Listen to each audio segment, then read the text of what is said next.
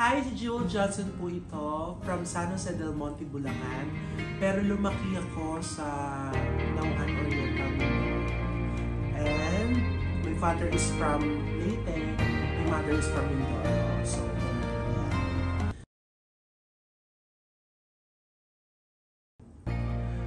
nag-start ako as stand-up comedian. Actually, hindi comedian yung target ko. Kasi nanood ako ng parang sa Punchline Comedy Bar before. Feel ko parang matagal, parang 15 years ago, ganyan. Nanood ako sa Punchline Comedy Bar, parang isang comedian. And na-inspire ako, hindi as comedian, as singer. Kasi mahilig nga ako kumanta. Then, comedy bar na pinagsimulan ko is along Laguna area. So, sa may bandang south siya. Maliit lang siya na bar, tapos parang 50 capacity lang, gano'n. Kasi maliit lang.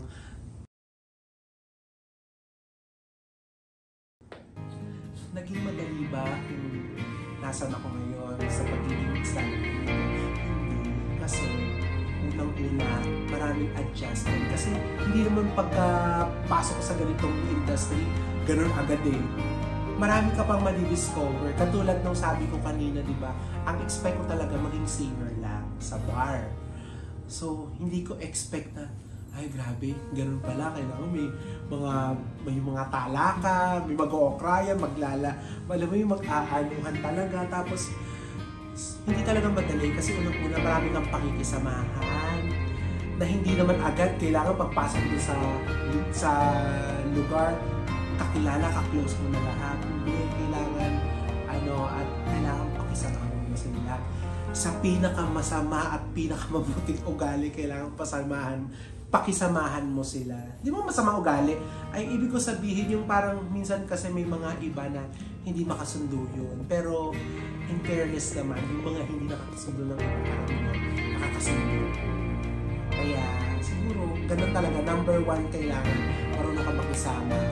Tapos, para sa akin talaga hindi madali. Kasi ang dami mong yung bawat kunyari, bagong comedy bar, pagdating doon, kabado, kailangan isipin mo kung anong gagawin mo, hindi mo pwedeng kailangan. Hindi porke kumakanta ako, papakantayin ka agad, kakanta ka, hindi, maraming eksena, tapos kailangan talaga, number one talaga, pakisama. Kaya pakisama naman. Panibagong bar, pakisama yun. Sunod na bar, pakiganoon. Kaya, siguro nakarating ako dito nang dahil sa pakikisama.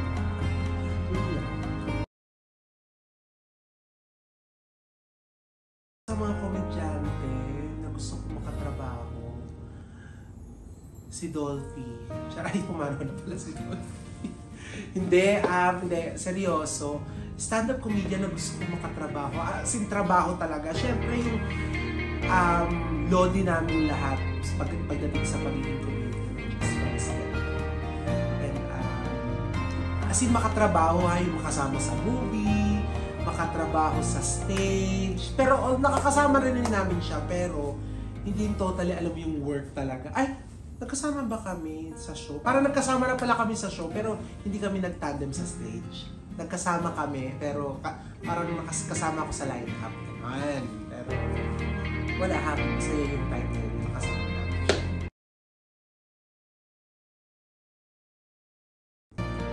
Ang first TV guesting ko, ayon sa aking naaalala, tagal lang ito, which is Banana Split. Tawag ng Tawanan. Tawag ng Tawanan sa Banana Split. Hindi Showtime ha. Tawanan. Tawag ng Tawanan with Chad Kinis. Grabe yun. Grabe yung eksena na yun. Kasi talagang si Chad Kinis kasi isa sa mga mentor ko. Kasi siya yung nagpupush akin na tumaas at umangat, na makilala, sobrang supportive na grabe. Kaya tinuturing ko siyang mentor. siya actually nag-push akin doon sa Banana Split, Tawag ng Tawanan. Hindi ko makalimutan yun kasi mga puyat kami. Tapos, basta ang dami nangyari doon. Yung parang, ang bilis lang namin doon, promise. Mas matagal pa yung biyahe. Kasi yung Tawag ng Tawanan, ano yun siya? Parang spot number lang siya. Siguro mga 20 minutes, gano'n. 20 minutes, 30 minutes. Wala pa nga atang 30 minutes na natatandaan ko. Madaling salita, natapos namin yun ng napakasaya. And then, isa sa mga TV guesting na hindi ko makakalimutan, syempre yung It's Showtime. Yung Miss Q&A na, Miss Q&A Intergalactic 2019 ako sana na wala lang, hindi ako nakasagot. Pero ang mahalaga, nakapagpasaya tayo doon. Yung nga rin naman nailabas yung mga ilan sa craft ko as Mariah Carey impersonator, Mariah Carey voice alike, boses lang kasi kung sa mukha medyo mahirapan ako.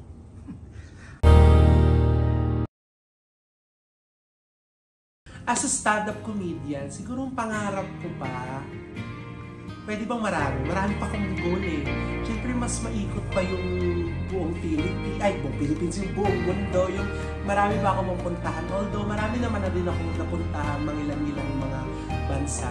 Pero gusto ko pang ma-explore halos yung mga hindi ko pa napupuntahan. Marami pa yun eh. Pero ang isa talaga sa mga target goal ko is yung mabigyan ko ng house yung mother ko at saka father ng totoo.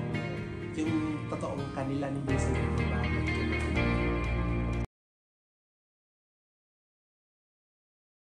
Hindi makakalimutan is Dubai. Kasi na-hold ako dyan ng 4 hours at, hindi ba 4 hours, mga 3 hours, matagal na oras na as in, alam mo yung papabalikin na ako ulit ng Philippines kasi sa harap ko piniprint yung ticket ko. Nakita ko pangalan ko yun, tapos saka ko nag-explain na ubus talaga English ko yun kasi sabi ko talaga, sir, what basta ko na alam na ubus na nga eh, kaya hindi ko naman sabi. Basta, na-explain ako ano-ano dun sa ano ba to, yung staff dun. So sabi ko, sir please, because this is my first time here in Dubai. First time ko yun, although naka 3 times na ako sa Dubai. Yung first time ko sa Dubai, yun yung na-hold ako. Then, para kung may ginawang masama, yung nakakatakot. Pero, ano naman, kinalaunan, hindi pa pagka-print ng ng ticket. Kinasumot nila, tapos sinabihan ako, okay, welcome to Dubai. Diba? Ang nang pa-prank din sila doon sa airport. Grabe talaga yun. Yun ang unforgettable experience ko sa pagka-out of the country. Dubai.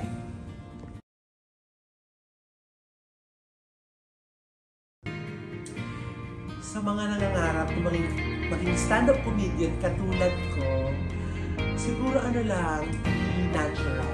Kailangan natural ka lang. Kung ano ka, huwag mo nang baguhin. Kasi naman pati, tsaka huwag ka mag-expect na magaling ka kaagad kasi natututunan, may step by step siya. Yung parang, pagpasok mo, hindi pwedeng kailangan effective ka agad. Hindi kailangan ka agad. May mga tao minsan may gift na di ba, effective agad sila sa tao, ma-attract agad yung tao. Pero sa ibang mga nahihirapan, huwag kayo magmadali. Darating kayo sa kung anong gusto nyo mo. Kung talagang gusto nyo ganito, hintayin nyo. Ganun lang. Kasi sabi nga ninyo, guys, patience is a virtue. Tama yun, totoo yun. Hintayin mo lang, darating tayo doon.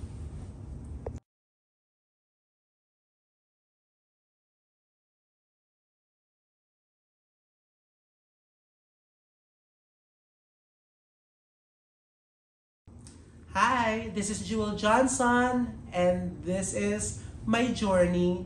This is my story. This is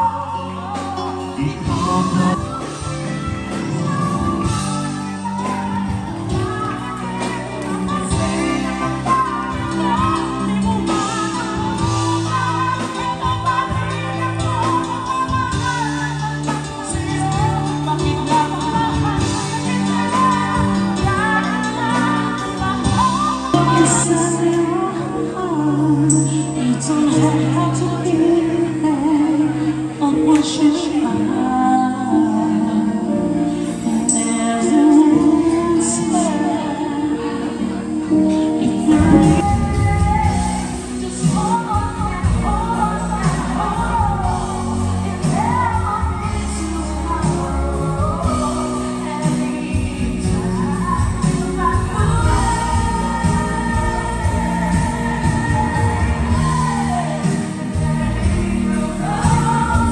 Every time I